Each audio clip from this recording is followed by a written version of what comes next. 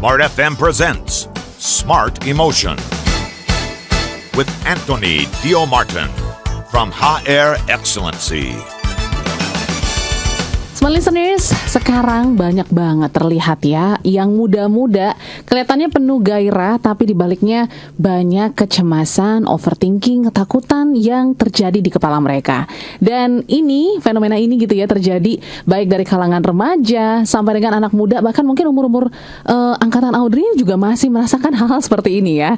Tapi dibalik keceriaan dan juga pastinya tantangan stres, ini kita sebut ataupun simpulkan sebagai dark syndrome. Seperti apa sebenarnya penyebab-penyebab dari kecemasan yang muncul ya, yang dialami oleh anak-anak Indonesia? Boleh juga Anda sharingkan pagi hari ini di 0812 11 12 959. Pagi hari ini kita akan membahas dark syndrome and youth anxiety, fenomena anak muda yang cemas, bersama dengan the one and only Anthony Dio Martin. Hai Pak Anthony. Hai Mbak Audrey. Hai, senang sekali pada kesempatan pagi hari ini. Kamis lagi, Kamis. Betul. Cerdas emosi. Seperti biasa kita mau ngopi, ngobrol pintar, ya, seputar soal bagaimana caranya kita bisa menjadi lebih cerdas EQ. Betul. Ya, dan kali ini bener, tadi Mbak Audrey udah memulai dengan menggelitik, dan itu juga alasan kayaknya kita memang perlu membahas ini sesering banget. Betul. Karena kalau kita perhatikan di Instagram, kalau kita perhatikan di TikTok, pokoknya semua sosial media deh, keren banget. Tapi kita nggak tahu tiba-tiba masuk rumah sakit, tahu-tahu tiba-tiba ada kejadian apa seperti itu. Nah, makanya kenapa menurut saya ini jadi sebuah fenomena yang menarik buat kita kupas pada kesempatan pagi hari ini. Yes, kita akan kupas dengan tuntas gitu ya. Tapi yang menarik Pak Anthony, ini disebut sebagai dark syndrome. Kenapa nih bebek dibawa-bawa di siaran kita pagi hari ini? Apa alasannya ataupun yang melandasi muncul sindrom ini, Pak Anthony? Jadi sebenarnya ini istilah bukan siapa yang menciptakan, tapi jadi ini pertama kali dipopulerkan di Stanford University, ya, California. Jadi intinya gini loh, ini kan bicara mengenai kehidupan mahasiswa, anak muda, yang of course tujuannya adalah belajar, mereka harus mengejar prestasi, sekolah yang begitu bagus gitu, ya. Dan umumnya adalah mereka berlomba-lomba untuk kelihatan cool, padahal ini kan sekolah yang sulit, yang tidak kelihatan bahwa terjebak, habis waktu untuk belajar dan sebagainya. Tetap mau kelihatan ceria, happy, ya, tetap kalau di dalam istilah mereka itu perlu menampilkan keceriaan ala California. Ya. Tapi di balik itu adalah kondisi challenging, tantangan, kesulitan, tuntutan yang banyak dialami mereka. Tuntutan akademik tuntutan kehidupan tuntutan dari orang tua. Dan itulah yang kemudian disebut dengan dark syndrome. Jadi dark syndrome itu kan bicara mengenai seperti seekor bebek yang meluncur di atas air, kelihatan di atasnya begitu tenang, elegan. Apalagi kalau kita bicara tentang swan gitu loh ya, bukan duck tapi swan gitu kan, angsa yang begitu elegannya, tapi di bawahnya kita harus berjuang bagaimana dengan kakinya itu harus bergerak begitu luar biasa untuk mempertahankan supaya dia bisa tetap seperti itu. Nah, itulah yang kemudian disebut dengan dark syndrome. Ada satu kisah menarik mungkin bisa menjadi pembuka obrolan kita, namanya Katie Mayer. Katie Mayer is who? Katie Mayer ini adalah kapten tim sepak bola cewek di University of Stanford. Bayangkan, kapten sepak bola Universitas Stanford. Cantik, seringkali diliput oleh media, berprestasi, atlet yang punya potensi yang luar biasa. Tapi yang tragisnya adalah di bulan Maret 2022, Katie ditemukan sudah meninggal, dan setelah dilakukan analisa dan sebagainya, kemungkinan besar dia mengakhiri hidupnya. Dan ini kemudian disayangkan bahwa setelah digali lebih lanjut, dianggap bahwa salah satu penyebab kenapa dia sampai mengakhiri hidupnya itu lebih banyak karena tekanan hidupnya, bahwa dia harus tampil ceria, belum lagi tuntutan berprestasi, ditambah lagi tuntutan dari keluarga yang akhirnya kemudian berujung seperti itu. Nah, inilah yang kita katakan sebagai salah satu contoh dari dark syndrome ini. kelihatan begitu bagus, kelihatan luar biasa, tapi ada begitu banyak juga masalah yang sebenarnya di bawahnya itu, ya. Nah, menariknya adalah Dark syndrome ini bukan istilah yang udah resmi dipakai dalam psikologi, ini cuma istilah media sebenarnya. Ya. Nah, di psikologi sendiri, apalagi yang namanya DSM-5 gitu, kita tidak pernah mengenal istilah-istilah seperti ini gitu. Ya, jadi ini adalah istilah yang memang dipakai secara populer untuk menggambarkan, yaitu kelihatan bagus, happy, ceria, tapi ya di dalamnya itu, di bawahnya itu penuh dengan tekanan dan usaha yang sangat keras untuk membuat itu menjadi cantik dari luar. Exactly, betul. Oke, ini menjadi fenomena yang menarik karena ya kita banyak temui kasus-kasus seperti itu ya, yang ya di luar cantik tapi akhir-akhir tiba-tiba ada berita-berita yang tidak mengenakan. Betul. Nah, karena itulah mungkin ada bagusnya juga jadi semacam warning buat kita. Kalau kita lihat dari data statistik, Audrey. Jadi data statistik nih ya dari American College Health Association, ya ACHA. Tahun 2023 berarti belum lama dong. Betul. Jadi menunjukkan bahwa 77%. Can you imagine? It's more than 7, berarti lebih dari 30% gitu. Lebih dari 70%, betul kan? Berarti hanya sekitar 23. Less than 30% yang waras. Jadi 77% itu mengatakan mereka stres di 12 bulan terakhir. Ini penelitian terhadap anak muda. Ya. Jadi 70% mengalami. Kemudian 60% mengalami bahwa mereka mengalami cemas harian. Jadi setiap hari itu cemas 60%. Dan 45% dari mereka-mereka yang di college yang diteliti, berarti anak-anak muda kan yang sekolah gitu, di sekolah di usia-usia seperti itu, 45% mengatakan mereka capek secara mental. Angka ini tinggi loh. Ya. Mengkhawatirkan juga sebenarnya. Dan Harvard Medical School Study tahun 2022 mengatakan bahwa banyak mahasiswa merasa terjebak. Nah, saya suka dengan istilah terjebak dalam apa? Terjebak dalam permainan yang disebut dengan impersonation game. Jadi pura-pura baik ya. Pura-pura impersonation game, impersonation game. Istilahnya ini nyebutin aja susah. Ya. Jadi permainan untuk kelihatan baik, tampil cantik, gak ada masalah. Tapi jauh di balik itu sebenarnya mereka lagi punya krisis, lagi punya problem, ya. Dan 65% sedang berjuang untuk menjaga image bahwa mereka baik-baik aja. Nah, di Indonesia gimana?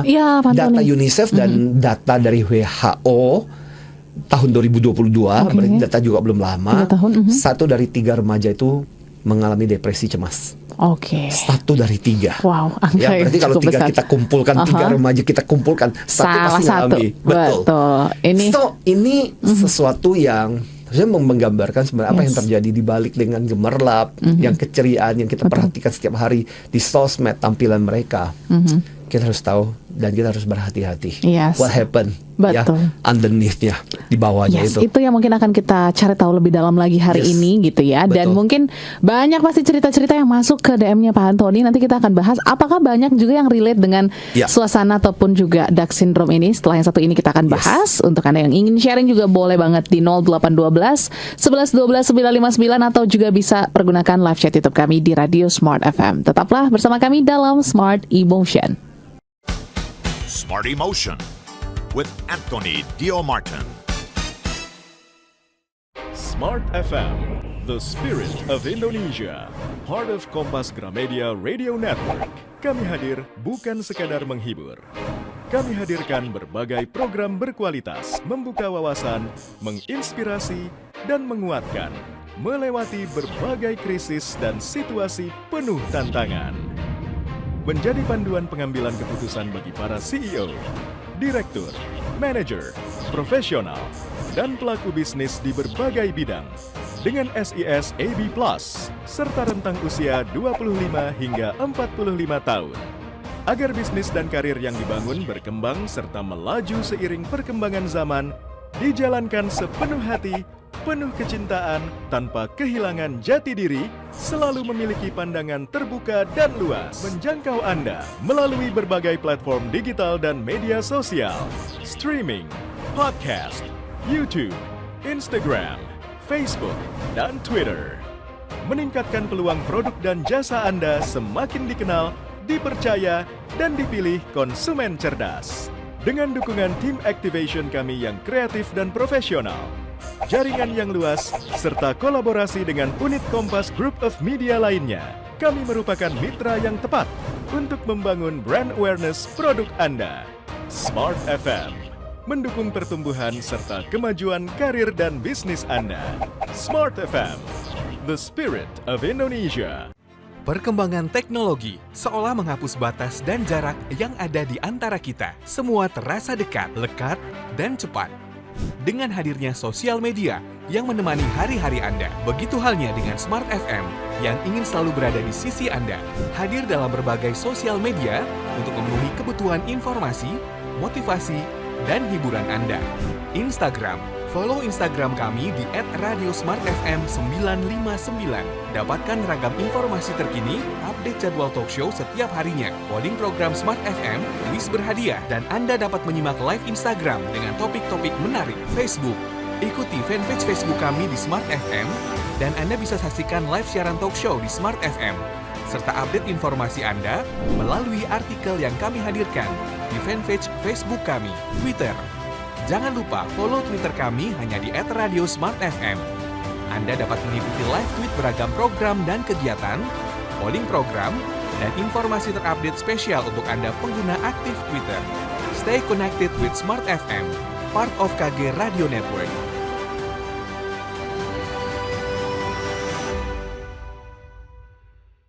Smart FM, the spirit of Indonesia.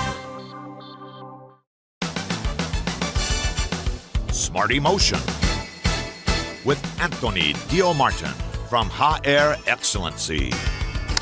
Oke, Smart Listeners, kembali dalam fenomena yang bisa kita katakan ini cukup mengkhawatirkan jika kita mungkin sebagai orang-orang yang dewasa yang mendengarkan ini gitu ya, ataupun juga mungkin kita di posisi Dark Syndrome ini tidak menyadari ya betapa berjuangnya sosok-sosok yang tampil di luar tuh cantik sekali, dan ini perlu kita sadari dengan baik. Lantas kita mau cari tahu lebih lanjut lagi, sebenarnya banyak nggak sih case-case yang terjadi yang mungkin banyak yang curhat juga nih sama Pak Antoni? Oh, banyak. Banyak ya. Ini salah satu alasan kenapa kita memilih topik ini kan karena ada banyak DM, ada cerita curcol melalui WhatsApp, ya Instagram.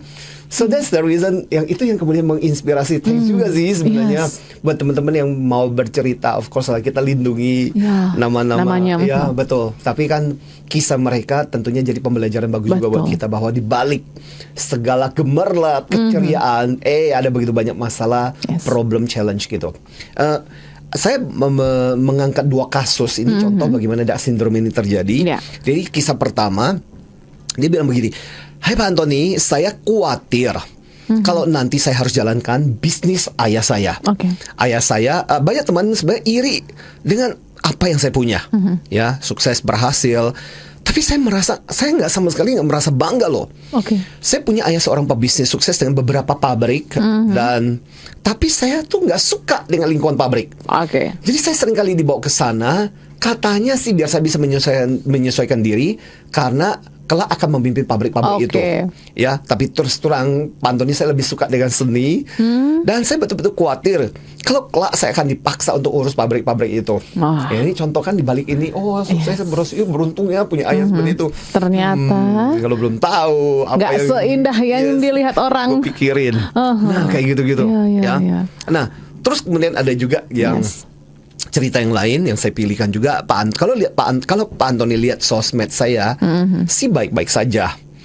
Tapi sebenarnya di balik itu banyak kalutnya, Pak. Sejak ayah saya meninggal, saya jadi tulang punggung keluarga dan menanggung banyak masalah.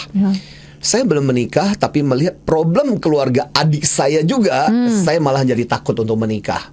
So di balik yaitu pekerjaan. Jadi sebenarnya kalau kita bicara Dark Syndrome itu bukan terjadi pada mahasiswa aja. Jadi usia-usia usia dewasa muda. dewasa muda itu kan kalau kita perhatikan rentang usianya itu antara ketika kuliah sampai ketika orang-orang awal masuk kerja itu masuk dalam usia-usia itu. Betul. Ya, disitulah challenge dark syndrome bisa terjadi. Ya. Oke. Tapi mungkin ini dibutuhkan juga self awareness ya pada pagi hari ini supaya kita mengetahui apakah kita punya gejala-gejala dark syndrome ataupun anak ataupun tim kita atau mungkin di lingkungan kita punya gejala seperti itu supaya kita bisa antisipasi. Silakan Pak Antoni. Nah, tadi kan sudah dijelaskan bahwa dark syndrome itu kan gejala bebek, itik, angsa yang di atas air kelihatan tenang, nggak ada masalah, baik-baik aja di bawahnya itu kata Audrey ya. Berusaha sekeras mungkin untuk bisa bertahan dan supaya kita bisa terapung di atas air. Nah, bagaimana kita bisa tahu kita ngadalami dark syndrome atau nggak, gejalanya seperti apa? Gejala pertama itu sebenarnya dalam dirinya kalau ditanya jujur banyak mengalami cemas dan stres dengan situasinya saat ini. Bukan apa yang ditampilkan loh ya, tapi kita bicara mengenai jujur yang dia rasakan. Dia merasa stres, dia merasa khawatir dengan kondisinya. Ya, tapi dia berusaha untuk menutupinya karena kan kelihatan lemah. Ya, dan dia berusaha untuk tidak kelihatan lebih lemah, lebih ringkih dibandingkan dengan yang lain. Ya, jadi tampilannya sih oke, tapi di dalamnya itu, di bawahnya itu, betul, ada begitu banyak kecemasan, kekhawatiran. Terus kemudian dark syndrome itu juga bisa berupa kekhawatiran bahwa aku itu nggak pernah oke dibandingkan yang lain. Membandingkan. So is comparing, benar. Merasa bahwa aku kurang, aku nggak lebih baik dari situasi ini, aku kurang sempurna. Kok dia lebih bagus? Kok dia hebat banget secara cantik, prestasi, pencapaian dan sebagainya. Jadi membanding-bandingkan. Dan itu dampaknya apa? Ya makin cemas lah, makin stres lah. Ya kok dia bisa, kok aku nggak bisa. Ya mungkin juga karena memang talentanya udah, kalau udah bicara tentang talenta itu nggak bisa diapain lagi gitu loh. Ya mau dikejar nggak bisa karena udah menyangkut talenta. Terus yang menjadi bagian dari gejala dark syndrome itu adalah tuntutan. Jadi ada semacam tuntutan untuk kesempurnaan, to be perfect, ya. Apalagi kalau ditambah dengan melihat di sosmed, kan, kita lihat, ih hebat banget ya, keren banget, kok di usia segitu dia bisa kayak begitu, gue lah udah mulai dibanding-bandingkan. Jadi kita dituntut untuk lebih sempurna, mesti seperti itu, mesti sebagus seperti itu. Maka kemudian gara-gara tuntutan itu dampaknya apa? Stres lagi dan kecemasan lagi, ya. Kemudian ini dark syndrome itu bisa berdampak pada fisik, ya, fisik, mental, emosional juga kan, karena kemudian karena stres kan, depresi, cemas kan jadi dampaknya jadi ke semuanya. Susah tidur lah, biasa kadang-kadang jadi drugs berlebihan dan sebagainya. Itu juga bisa menjadi makan berlebih ataupun kurang makan ya. Exactly, betul. Itu bisa juga bagian dari pelampiasan, ya. Dan merasa jadi comparing terus-menerus, membandingkan, merasa kok aku beda dibandingkan yang lain, kok orang lain lebih. Nah, hal-hal seperti ini bisa menjadi semacam, kalau kita banyak bertanya-tanya sebagai seorang anak muda, Anda banyak mempertanyakan hal itu, merasa cemas dengan situasi saat ini. Padahal kalau dibandingkan loh ya, kalau dibandingkan tuh jangan selalu yang di atas. Kadang-kadang dibandingin itu mesti sampai di bawah juga gitu. Nah, problemnya adalah kita selalu membandingkan yang atas. Lihat sosmed, keluarga yang bagus-bagus dan sebagainya, kita membandingkan dengan mereka. Nah, kalau kita terus-menerus mengalami seperti itu, bisa jadi Anda adalah bagian dari dark syndrome ini. Dan kayaknya Audrey rasa gitu ya Pak Antoni ya, sindrom ini mulai sangat-sangat merebak dan dirasakan banyak orang ketika kita sudah sangat-sangat bersinggungan dengan sosial media. Nah, sebenarnya apakah penyebab-penyebab utamanya? Apakah sosial media juga jadi satu faktor utama nih? Benar banget. Jadi gini, paling enggak setelah diidentifikasi, dark syndrome ini mengeluarkan paling enggak lah ya, ada 7 hal yang membuat kenapa dark syndrome itu terjadi. Ya, umumnya loh ya, secara umum ketika ditanya, ketika disurvei, ya, kenapa dark syndrome ini terjadi? Pertama-tama itu karena standar dari kita yang tinggi. Mungkin sebenarnya orang tua, keluarga pasti nggak biasanya pasti sih kasih tuntutan. Tapi bisa jadi kita berada di lingkungan keluarga yang sebenarnya nggak nuntut seperti itu. Tapi kitanya yang bikin standar seperti itu. Ya, jadi akhirnya kemudian kita yang kemudian menciptakan beban itu, ukuran buat diri kita sendiri, dan akhirnya kemudian terbelenggu dan beban dengan apa yang kita standar yang kita mesti capai. Aku tuh harusnya kayak begini nih, putihku seperti ini, cantikku tuh harus seperti ini, ya. Jadi kita bikin ukuran sendiri, ya. Nah, yang kedua baru bisa jadi pressure dari orang tua, keluarga. Maka ini jadi pembelajaran juga, hati-hati buat keluarga orang tua juga. Ya? Yes, betul. Ini udah banyak stres akademik. Sekolah, kuliah aja udah susah, ditambah dengan tekanan seperti itu bisa tambah beban stres jadi tambah banyak gitu ya. Ekspektasi orang tua, ekspektasi dalam hal nilai, udah bukan cuma sekedar lulus loh, nilai gitu loh, kan harus ranking berapa, betul. Kuliah di mana, jurusan apa, dalam atau luar negeri, itu kayak gitu kan, karena jadi tuntutan tersendiri. Belum lagi kerja, belum lagi nikah, aduh, selalu ada tahap-tahapnya. Jadi ada begitu banyak tuntutan, dan akhirnya kemudian menjadi sumber kecemasan tersendiri. Atau sekolah dan tempat kerja juga, ya. Dan kadang-kadang di sekolah, apalagi di sekolah-sekolah yang bagus kan punya standar tersendiri, itu juga jadi sumber stres. Ya, di tempat kerja juga kan punya standar tersendiri, bos tertentu, standar kerja tertentu, itu juga jadi sumber stres. Atau bisa juga jadi peer pressure. Ya, jadi hal dari lingkungan teman-teman gitu, yang menciptakan akhirnya kemudian bikin buat mereka, kenapa teman-teman bisa seperti itu, aku seperti itu. Nah, bisa juga karena memang penyebabnya itu ya masalah personal. Ya, nah masalah yang personal itu kadang-kadang nggak bisa diungkapkan. Nah, termasuk dalam hal ini memang faktor lainnya sebenarnya kalau kita lihat makanya saya bilang tadi ada sekitar 7 gitu ya. Ketika mereka merasa tantangan juga berikutnya termasuk dari sosial media.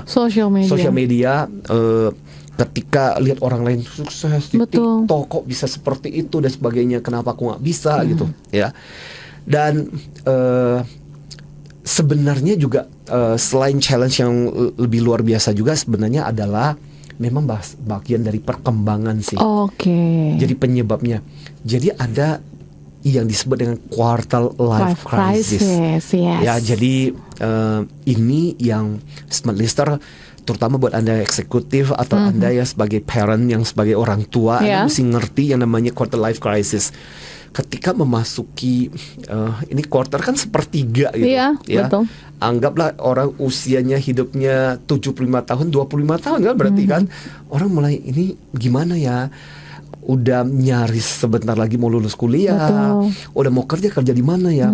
Kalau udah mulai kerja, nanti gimana ya? Kapan aku bisa menabung?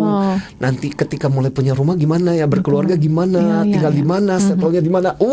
Banyak sekali yang dipikirkan. Hal seperti itu yang sebenarnya menambah problem. Ya, jadi inilah gabungan dari berbagai hal yang biasanya akhirnya membuat anak muda jadi banyak cemas. Ya. Dan ini yang mungkin nanti akan kita coba clearkan ya, kecemasan ini, sehingga tidak membuat kita jadi seekor duck tadi gitu ya. Tapi kita benar-benar bisa mengimbris kecemasan ataupun juga ketakutan yang kita alami. Jadi untuk Anda yang mungkin juga sekarang lagi ngerasa relate banget ya, lagi ngerasa cemas, takut, khawatir dengan satu hal yang mungkin belum terjadi, boleh banget silakan di 0812 11 12 959 atau juga di live chat YouTube kami di Radio Smart FM. Kita akan kembali ya Pak Tony setelah yang satu ini. Pastikan tetap bersama kami dalam Smart Emotion. Smart Emotion with Anthony Dio Martin. Smart FM, the spirit of Indonesia, part of Kompas Gramedia Radio Network. Kami hadir bukan sekadar menghibur. Kami hadirkan berbagai program berkualitas, membuka wawasan, menginspirasi, dan menguatkan, melewati berbagai krisis dan situasi penuh tantangan. Menjadi panduan pengambilan keputusan bagi para CEO, direktur, manajer, profesional, dan pelaku bisnis di berbagai bidang dengan SIS AB+, serta rentang usia 25 hingga 45 tahun.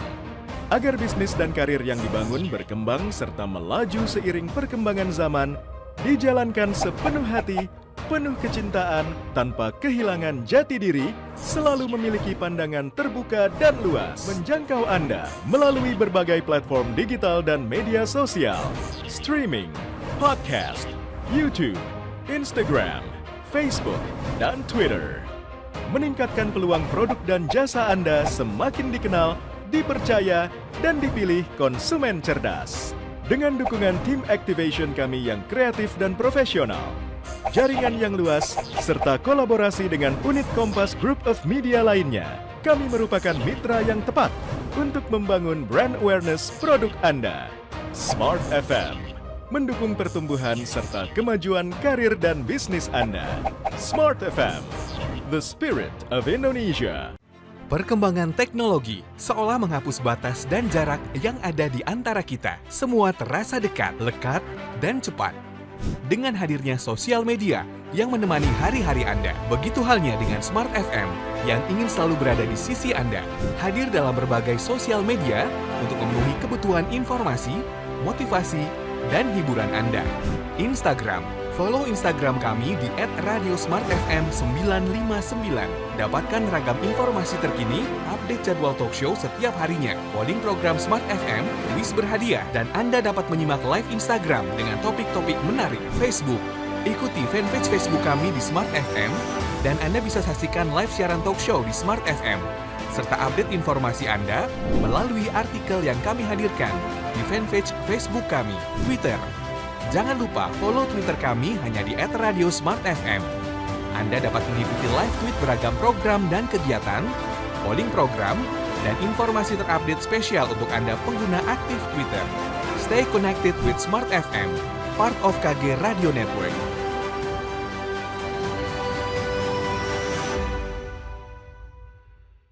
Smart FM, the spirit of Indonesia.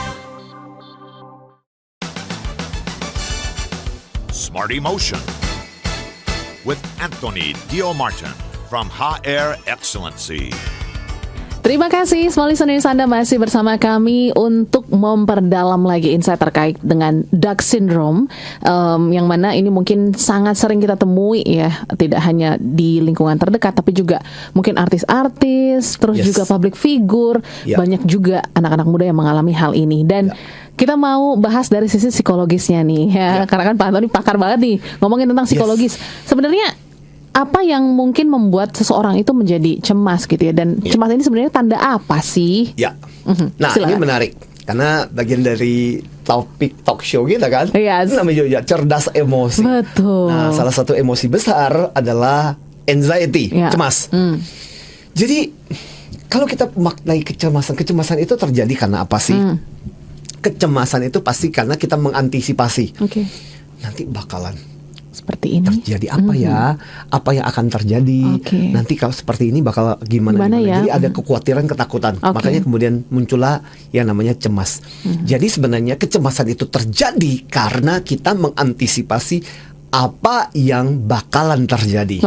Ya, jadi kalau kita peduli kecemasan ini sebenarnya bagus sih gitu. Dengan demikian membuat kita jadi punya ketakutan.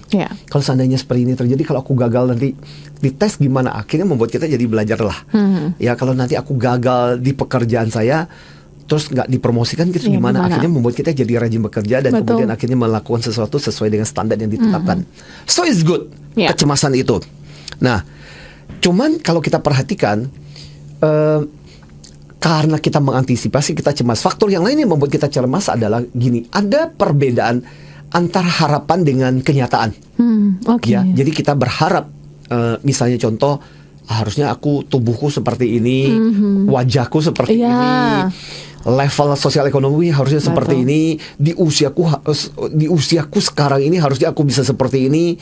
Tapi kok seperti begini realitanya, dan itu membuat kita cemas. Nanti bakal seperti apa ya, situasinya seperti apa. So penyebab cemas juga seperti itu. Ya, jadi ada gap antara harapan dan kenyataan. Faktor lain yang membuat kita cemas apa? Nah, ini ada istilah dalam psikologi itu adalah ideal self dan reality self.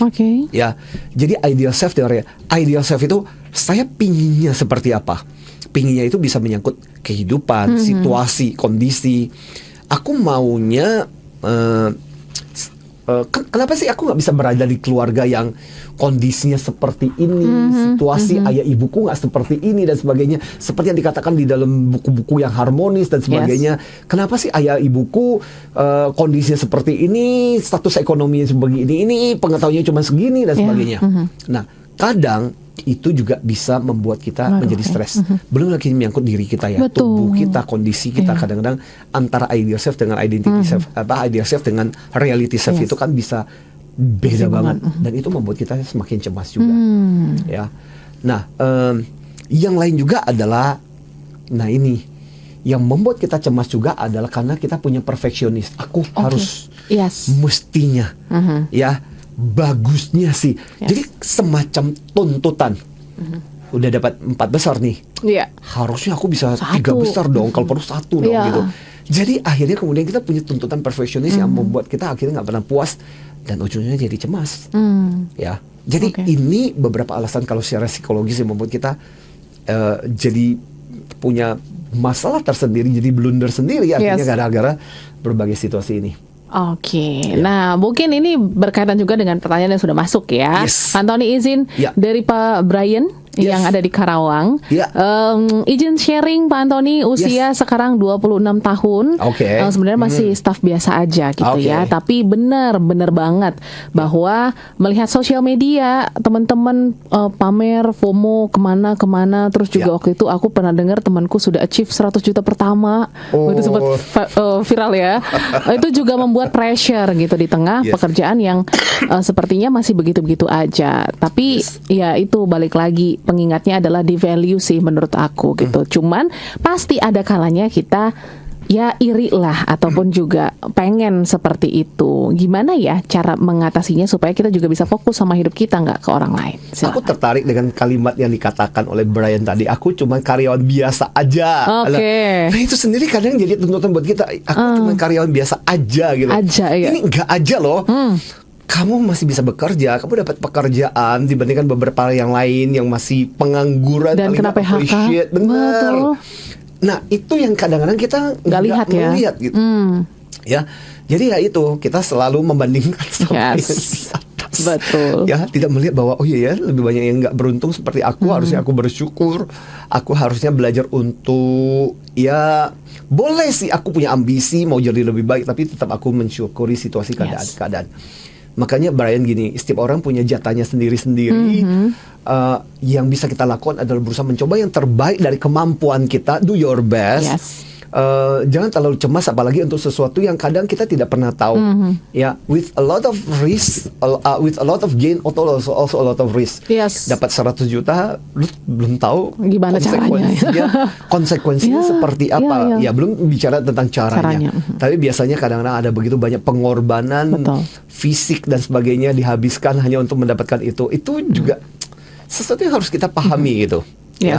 Jadi di sisi lain akhirnya kita memang bukan berarti lantas kemudian kita nggak boleh berusaha, kita nggak boleh cemas gitu. Keluh cemas-cemas itu kan membuat kita mengantisipasi berusaha gitu, takut akhirnya kita melakukan sesuatu. Cuma jangan sampai kemudian bikin kita tambah stres gitu. Mestinya kecemasan itu mendorong kita untuk lakukan sesuatu. Jadi kalau misalnya sering lihat-lihat di sosmed orang sukses, orang kemana kesini, pikirin aja mereka belum tentu segampang itu untuk mendapatkan itu ya. Bisa jadi lebih susah juga jalannya dari jalan kita ya Pak Antoni ya. So small listeners, yang pasti ini menjadi insight menarik untuk kita yang mungkin suka buka sosmed, yang suka ke-trigger gitu ya dengan postingan-postingan orang, karena biasanya postingan yang sedih-sedih, yang sakit-sakit nggak akan diposting. Betul. Setuju. Yang postingan yang sukses, iya dong. Sesuatu. Jadi harus dipikirkan dari sisinya.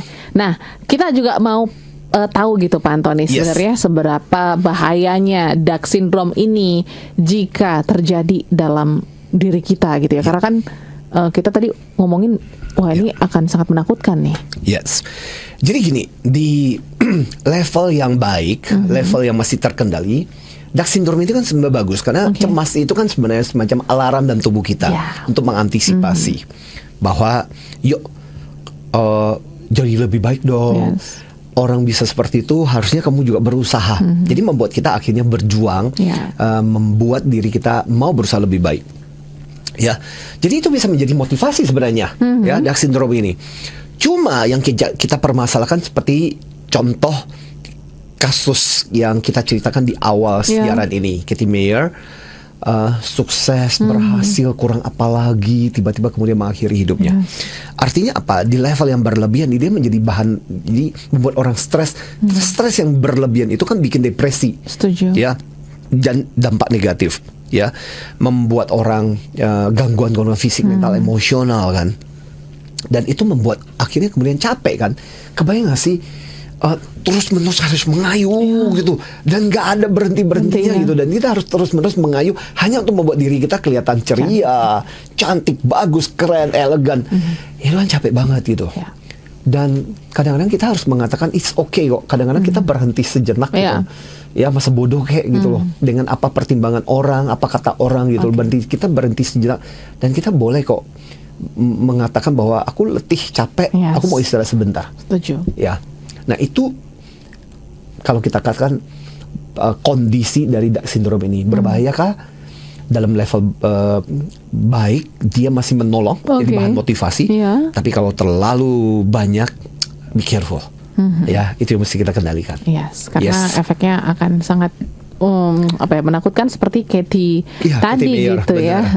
Itu mungkin udah di tahap yang paling tinggi sekali. Jadi kita mungkin harus aware juga nih ya, untuk diri kita ataupun juga orang-orang di sekitar kita. Nanti kita akan bahas juga terkait dengan cara mengatasi Dark Syndrome. Kalau kita udah mulai merasa gejala-gejalanya kayak ada nih Pak Antoni, saya udah mulai merasakan gejala-gejala fisik gitu ya, mental dan lain sebagainya gitu. Nanti kita akan bahas di sesi terakhir. Jadi pastikan Anda tetap bersama kami Smart Listeners untuk satu sesi terakhir dalam Smart Emotion sampai dengan jam 8 ini. Smart Emotion with Anthony Dio Martin. Smart FM, the spirit of Indonesia, part of Kompas Gramedia Radio Network. Kami hadir bukan sekadar menghibur. Kami hadirkan berbagai program berkualitas, membuka wawasan, menginspirasi, dan menguatkan, melewati berbagai krisis dan situasi penuh tantangan. Menjadi panduan pengambilan keputusan bagi para CEO, direktur, manajer, profesional, dan pelaku bisnis di berbagai bidang dengan SIS AB+, serta rentang usia 25 hingga 45 tahun. Agar bisnis dan karir yang dibangun berkembang serta melaju seiring perkembangan zaman, dijalankan sepenuh hati, penuh kecintaan, tanpa kehilangan jati diri, selalu memiliki pandangan terbuka dan luas, menjangkau Anda melalui berbagai platform digital dan media sosial, streaming, podcast, YouTube, Instagram, Facebook, dan Twitter. Meningkatkan peluang produk dan jasa Anda semakin dikenal, dipercaya, dan dipilih konsumen cerdas. Dengan dukungan tim activation kami yang kreatif dan profesional, jaringan yang luas, serta kolaborasi dengan unit Kompas Group of Media lainnya, kami merupakan mitra yang tepat untuk membangun brand awareness produk Anda. Smart FM mendukung pertumbuhan serta kemajuan karir dan bisnis Anda. Smart FM, the spirit of Indonesia. Perkembangan teknologi seolah menghapus batas dan jarak yang ada di antara kita. Semua terasa dekat, lekat, dan cepat. Dengan hadirnya sosial media yang menemani hari-hari Anda, begitu halnya dengan Smart FM yang ingin selalu berada di sisi Anda. Hadir dalam berbagai sosial media untuk memenuhi kebutuhan informasi, motivasi, dan hiburan Anda. Instagram, follow Instagram kami di @radiosmartfm959. Dapatkan ragam informasi terkini, update jadwal talk show setiap harinya, polling program Smart FM, kuis berhadiah, dan Anda dapat menyimak live Instagram dengan topik-topik menarik. Facebook, ikuti fanpage Facebook kami di Smart FM, dan Anda bisa saksikan live siaran talk show di Smart FM, serta update informasi Anda melalui artikel yang kami hadirkan di fanpage Facebook kami. Twitter, jangan lupa follow Twitter kami hanya di @radiosmartfm. Anda dapat mengikuti live tweet beragam program dan kegiatan, polling program, dan informasi terupdate spesial untuk Anda pengguna aktif Twitter. Stay connected with Smart FM, part of KG Radio Network.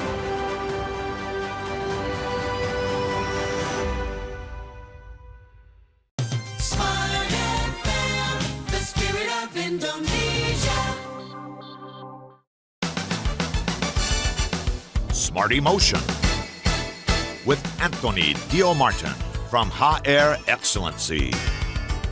Oke, semua listeners, masuk sesi terakhir. Ini sesi-sesi yang biasanya isinya daging semua gitu ya. Karena ini menjadi langkah praktis untuk kita menyadari ataupun juga mengambil langkah kalau kita mengalami Dark Syndrome. Ataupun Anda as a leader gitu ya, menyadari kalau tim Anda ternyata sepertinya mengalami Dark Syndrome. Lantas apa sih sebenarnya cara-cara yang mungkin bisa kita lakukan? Ini sebagai kita dulu ya yang mengalami, Pak Anthony. Ya, nah sekali lagi bicara mengenai Dark Syndrome itu, saya cuma ingin menegaskan kembali. Jadi ini penting untuk para leader tadi yang disebutkan oleh Audrey, tapi juga untuk para orang tua. Ya, jadi survei mengatakan ada 7 hal tadi kan ya. Takut gagal, takut kelihatan gak baik. Ya, itu yang pertama. Takut karena overachiever pressure, harus lebih baik, harus lebih baik gitu. Kemudian quarter life crisis bisa juga terjadi. Tadi kita sudah menyebutkan pressure dari orang tua, keluarga. Kebayang sih di kantor di pressure sama bos, di rumah di pressure sama orang tua. Kebayang gak sih gitu loh. Burnout secara akademik atau karir. Karena kan kalau di akademik itu kan belajar capek banget gitu. Kalau di karir kerja kan lama capek juga. Ya. Nah, ini yang menarik juga, bisa jadi salah satu survei juga mengatakan karena loneliness in a connected world. Jadi merasa kesepian, tidak terhubung dengan siapapun. Dan arti dia terhubung, tapi nggak ada orang yang dia bisa berbagi cerita, sharing, berbagi pengalaman situasi yang betul-betul jujur, bisa dengan setia berempati mendengarkan kisahnya. Ya, semua orang juga pada sibuk gitu. Atau tadi tekanan sosial media. So what we can do? Menjawab pertanyaan Audrey. Nah, ada beberapa hal, paling nggak ada 5 poin penting pada kesempatan pagi hari ini yang bisa menjadi tips buat kita, smart listener. Pertama-tama adalah how to avoid Dark Syndrome ini. First, yang paling gampang adalah lower your standard. Setuju. Ya. Jadi saya suka dengan pepatah yang mengatakan ketika terus-terusan kamu tidak berhasil mencapai targetmu, mungkin sudah saatnya buat kamu untuk merendahkan targetmu. Ya, menurunkan standarnya. Nah, ini juga berlaku dalam hidup kita. Jangan-jangan mungkin kita membuat tuntutan terlalu tinggi. Ya, tidak sadar diri. Udah tahu memang kemampuan kita nggak selevel seperti itu, buat apa gitu. Ya, memang kemampuannya nggak di sana. Jadi mungkin standarnya diturunkan dikit. Siapa tahu dengan diturunnya sedikit, kita lebih termotivasi, tercapai, baru pelan-pelan kita naikkan standarnya. Ya, maksudnya begitu. Kemudian yang kedua adalah open yourself. Jadi kadang Dark Syndrome itu kan yang jadi masalah itu adalah orang-orang yang mengalami Dark Syndrome tapi nggak ketahuan bahwa dia mengalami Dark Syndrome. Tertutup ya. Karena tertutup. Nggak cerita sama siapapun. Tahu-tahu sakit, tahu-tahu drop, tahu-tahu kemudian berbagai banyak masalah mental health dan sebagainya, masuk rumah sakit jiwa dan sebagainya. Itu kan sedih banget gitu loh. Dan akhirnya kemudian orang, loh, aku taunya dia baik-baik aja kok gitu. Makanya kadang ketika kita punya masalah ada bagusnya juga, ceritalah dengan orang-orang yang kita bisa percaya. Ya. Kemudian tips berikutnya yang bagus juga adalah stop comparing. Ya, Dark Syndrome itu kan muncul tadi karena ketika kita berusaha untuk mengcompare, lihat di sosmed, dia kan aku bisa di usia segitu, ya itu usia padahal lebih muda dari aku, bisa membuat bisa menghasilkan segini. Kenapa aku nggak mau? Jadi tuntutan lagi. Jadi stop comparing. Ya, situasi kita berbeda, nasib kita berbeda, jalur kita berbeda, kesempatan kita berbeda, peluang kita berbeda. Jadi semakin kita compare, semakin kita akhirnya kemudian makin stres. Ya, dan kemudian kita mengatakan tips berikutnya adalah challenge yourself, but don't overlimit. Ya. Jadi kita menantang, benar, kita menantang ya diri kita untuk lebih baik, lebih maju, lebih sukses. Tapi jangan sampai terlalu berlebihan, saking luar biasanya akhirnya kemudian datang adalah kemudian tantangannya adalah penyakit dan sebagainya. Ya, jadi misalnya contoh, kalau Bayangkan kendaraan kita kalau memang bisanya 1500 cc ya, disuruh balap dengan mesin kapasitas 2000 cc itu kan udah mending give up ya. Bisa sih kita mengatakan, tapi kan Pak, yes you can, bener, yes you can. Tapi dengan kapasitas yang terlalu berlebihan seperti itu, yang ada mesinnya jebol. Ya, dan itu yang seringkali terjadi kan, orang-orang yang akhirnya kemudian sakit, ya, jadi dapat masalah mental health gara-gara seperti itu. Jadi tetap menantang dirimu, tapi jangan terlalu over limit. Dan penting juga sebenarnya, DAC syndrome itu akan banyak teratasi kalau keluarga memberikan penerimaan. Jadi kadang-kadang yang jadi masalah DAC syndrome itu adalah conditional love. Jadi cinta yang bersyarat. Ketika cinta bersyarat, kamu baru akan disebut anak mami kalau kamu bisa mencapai prestasi seperti itu, kalau kamu bisa bekerja di sini, kalau kamu bisa masuk ke fakultas seperti ini, perguruan tinggi ini.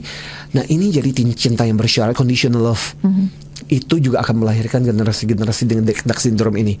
Jadi acceptance from the family, jadi penerimaan dari keluarga itu penting banget. Bahkan kadang-kadang bahwa ya betul kita mendorong, Pak, kita perlu motivasi anak kita. Iya, betul, kita perlu memotivasi mereka. But di sisi lain, kita juga akan mengatakan bahwa try your best.